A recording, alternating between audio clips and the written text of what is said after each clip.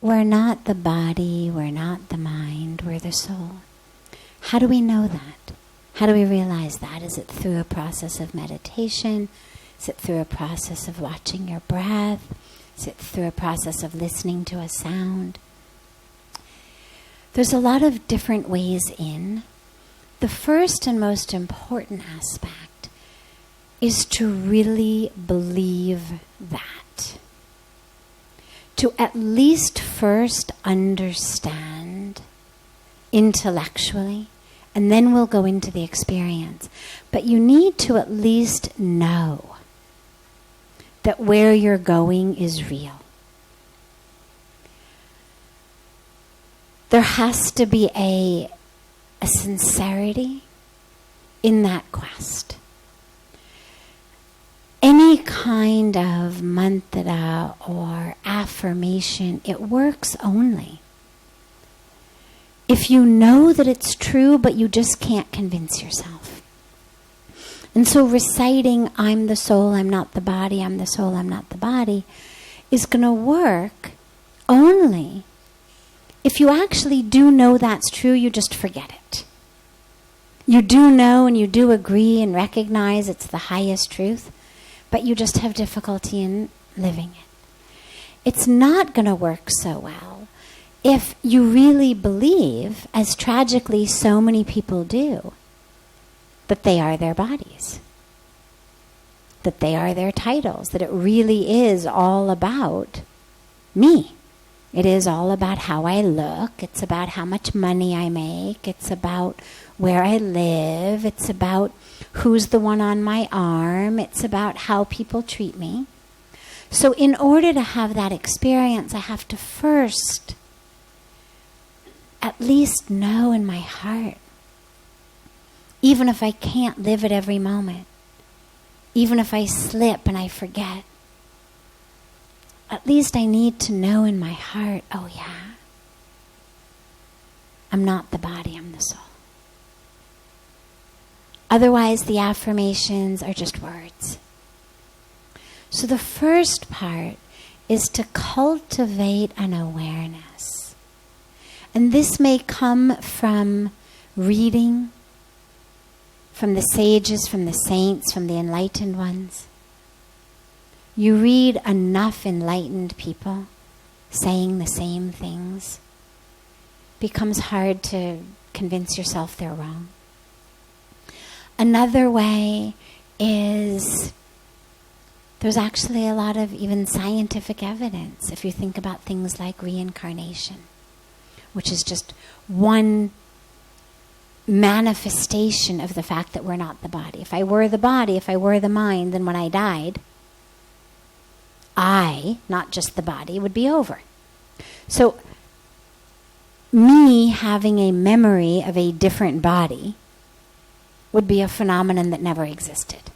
That can only exist if there is something other than the body that is constant and consistent. And we actually have lots of scientific evidence, lots of stories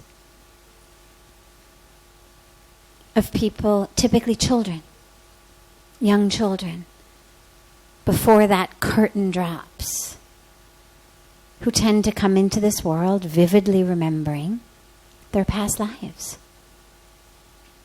Swamiji's shared with me the story of when he met these two little boys for the first time who remembered exactly their past lives and where they'd lived and the cabinet in their home and what was in that cabinet. And they actually went there. It was in a little village and they actually went there. And opened the knocked on the door, and the people didn't know who they were, and they were like, well, this kid and this cabinet in the room, and they opened, and of course it was exactly what he said, and he said, my things. So that's just one story I know personally because Pujya Swamiji has shared it with me, but there's so much evidence. There's evidence in your own life. If you think for a moment about all of the years that you've been saying I. So, a child of this age, he says I. He says me. He knows me, mine. Right? Give me the iPad, my iPad. I'm taking pictures. It's not right. He knows. He's probably been saying I for at least a few years. Well, we were all saying it at that age. And then we were saying it at 10, at 15, at 20, at 25, at 30, at 35. Depending however old we are, we've been saying I since we were this tall. Our body has changed an infinite number of times. Our mind has changed an infinite number of times. What we know, what we can do, what we think. All of that, our emotions. And yet there is a consistency. If we are the body and we are the mind, then who's this I? What is it? What's the thread that weaves through us? And so you can get at it like that. And suddenly an awareness of, oh yeah, wait. I can even think back. I can picture myself as a very young child.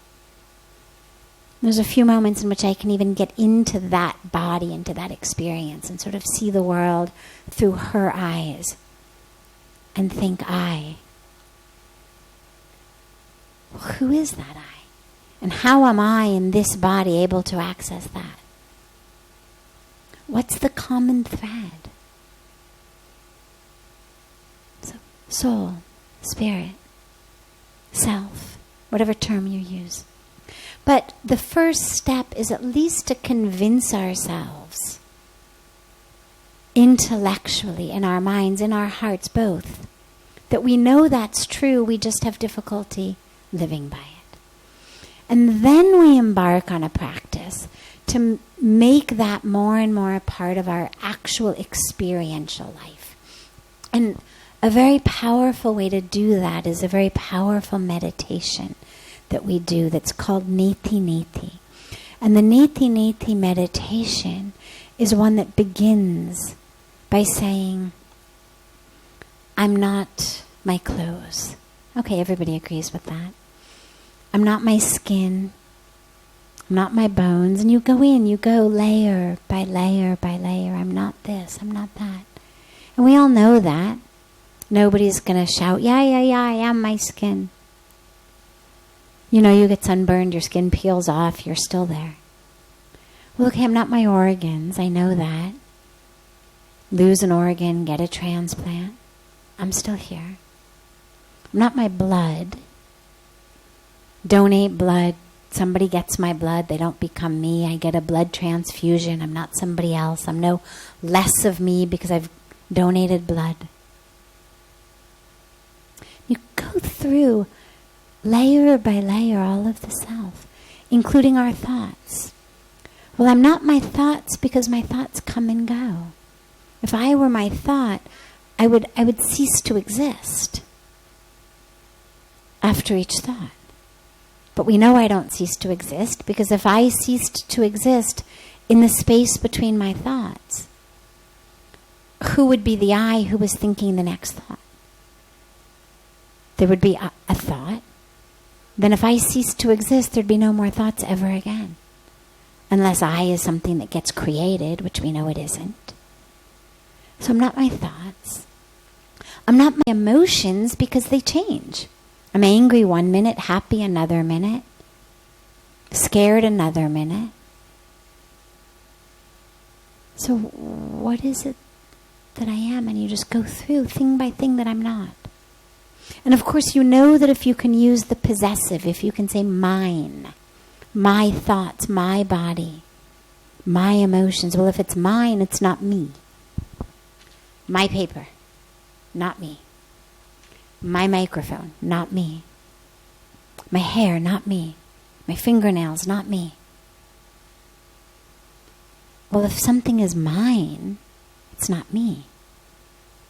So all of the things I can say, my this, my that, my feelings, my history, my identity, my personality. It's not me. And so you peel these layers back one by one, and if you do it sincerely enough and focused enough, you'll get to a point as you do it, maybe not the first time, but as you keep doing it, where as the layers peel back, you'll reach a space where you just are. There's nothing left to peel back. And in that space, there's an experience of spaciousness, of oneness, of light. And it's experienced by different people in so many different ways, but that's the experience that we get. And yeah, sometimes in that moment, a sound comes. You can hear the sound of Om, for example, the sound of the universe. And so sometimes listening to that or chanting that puts us at the same frequency as the universe is vibrating. And so it's helpful in that way. The breath is helpful, of course. I find, honestly, as many of these things as you can do simultaneously, the better. Because the mind is very, very active. At least mine is. And so the more I can give it to do, the more likely it's not thinking. The more likely it's not judging. The more likely it's not planning. So if I'm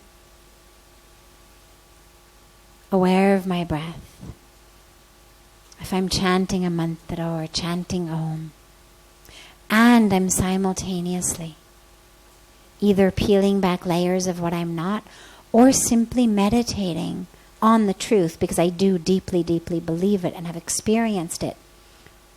At times it comes, it goes, it comes, it goes, but I've had enough experiences for long enough to know that it's true. That I am the soul. And so whether I'm just meditating on I'm the soul, whatever it may be. But you can do all of those things simultaneously. Someone whose mind isn't quite as active may not necessarily need 3 things to do simultaneously. But I find that it works. At least 2. And the breath can be done with everything. And then just go through this process. And it'll take you deeper and deeper and deeper into it.